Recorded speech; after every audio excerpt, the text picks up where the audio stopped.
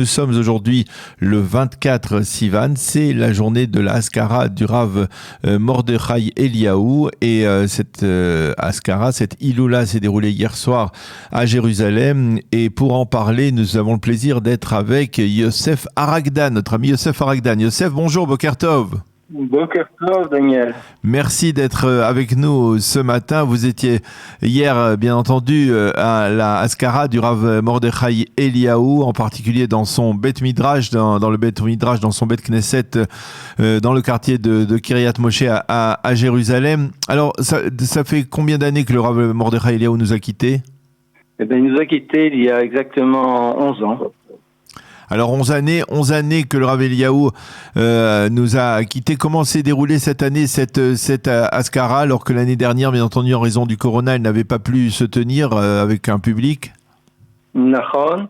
Et cette année, c'était très très spécial parce qu'une fois de plus, ça n'a pas pu se faire en public, c'est-à-dire ça n'a pas pu être au cimetière parce qu'il n'y a pas eu l'autorisation de la police, qui était très très occupé avec la Gay Pride à Jérusalem. Donc nous n'avons pas eu l'autorisation. Comme dit le Rav Yosef Eliyahu, le fils du grand rabbin Mordechai Zatzal, il dit quand il y a la Kedusha d'un côté, il y a la Sitra Hara de l'autre.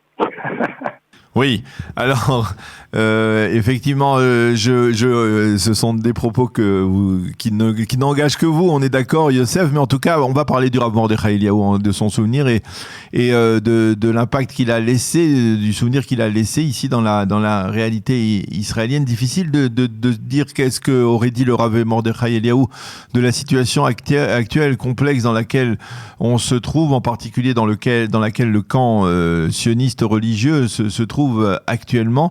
Lorsqu'on vous parle du Rav Mordechai Eliyahu que vous avez connu, dont vous avez été le chauffeur pendant plusieurs années, quelle est l'anecdote qui vous revient le plus souvent à l'esprit? D'abord, je fais une petite correction. J'ai pas été le chauffeur du Rav Mordechai Eliyahu. J'étais son danseur et je suis devenu le chauffeur de la rabbinite. De la rabbinite, c'est vrai, effectivement. Et aussi, effectivement, du Rav Shmuel Eliyahu. Et maintenant, une petite anecdote, une petite histoire sympathique, en fait. Il y avait un très grand spectacle qui se déroulait chaque année, 2 fois par an, devant des milliers de personnes. Le Rav Mordechai Eliyahu avait un grand souci des gens. Et chaque spectacle, j'étais invité à danser, à chanter devant le Rav en public. Et cette année, j'étais venu avec des enfants à qui j'avais appris une danse. Et je sais que le Rav Mordechai Eliyahu vraiment adorait les enfants, donc j'ai voulu lui faire cette surprise. Pendant tout le spectacle, le Rav ne demandait qu'une chose, il demandait à chaque fois Yosef, Yosef, Yosef. À chaque fois, je descendais sur la piste et je dansais, je faisais un spectacle, des improvisations. Et après, j'allais voir à chaque fois le présentateur, je lui disais, écoute, je suis venu avec des enfants, ils attendent, ils s'angoissent, il faut les faire monter sur scène maintenant. Pourquoi Il me répondait pas. À chaque fois après quand je retournais le voir, il m'ignorait et faisait semblant de pas me voir. Et je sais pas pour quelle raison, j'ai jamais compris pour quelle raison. Bon, c'était spécial à lui, apparemment. Et à la fin du spectacle, le Rav était invité à parler. Et il bénissait le public et le spectacle se terminait à ce moment-là. Après, il partait aussitôt après avoir béni le public. Et donc au bout d'un moment, je suis allé voir le Rav Zafrani, le secrétaire du Rav, et je lui ai dit, j'ai une danse avec des enfants, il veut pas me laisser passer. Alors, tout d'un coup, ils ont appelé, le présentateur a appelé le Rav Mordechai Eliyahu, il a dit voilà, maintenant c'est vraiment crucial, le Rav va venir nous bénir.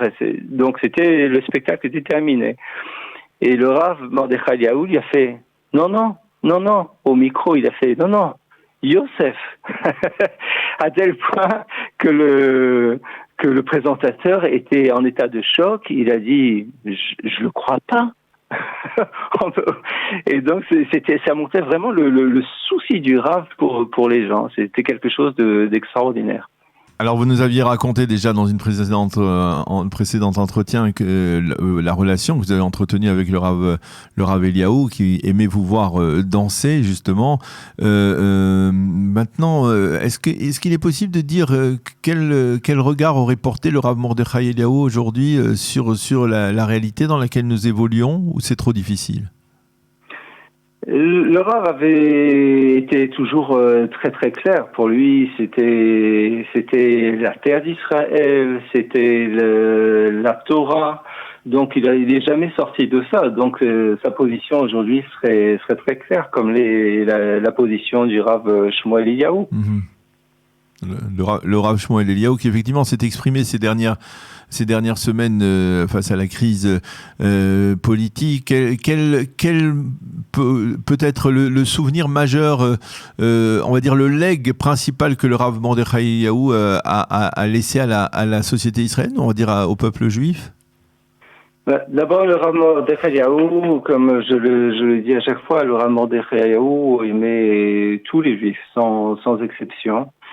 Et il faisait un combat pour la Achdout. Et c'est ce qui est ressorti hier de cette Iloula. Presque tous les films qu'ils ont présentés sur le Rav Mordechai Eliaou étaient sur l'Achdout, l'unité du peuple, l'amour dans le peuple. Et c'est exactement ce qu'on vit maintenant. Il parlait du Mashiach et comme quoi c'est pas tout à fait ce qu'on vit maintenant, mais enfin, c'est ce à quoi on aspire maintenant, oui. Il faut comprendre qu'il y a toujours, comme je l'ai dit au début, il y a toujours deux côtés. Donc, quand il y a un côté qui monte, il y a un côté qui descend. C'est comme, à Mavdil. Les vases communicants, on va dire. Oui, exactement. Donc là, on voit qu'avec tout ce qui s'est passé après, avec le Corona, avec Meron, avec Givat Zev, avec la politique, tout, et avec la guerre surtout. Et la guerre, oui.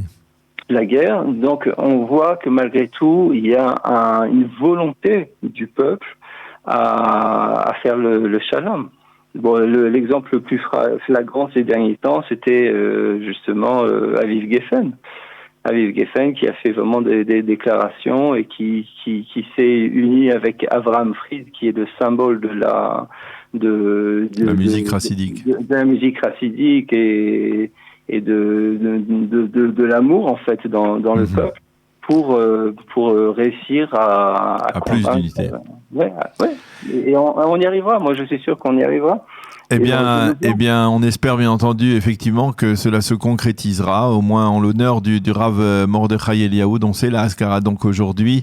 Merci beaucoup Yosef d'avoir été avec nous ce matin, de nous avoir permis d'honorer le souvenir du Rav Mordechai Eliaou. Shabbat Shalom, à bientôt. Shabbat Shalom.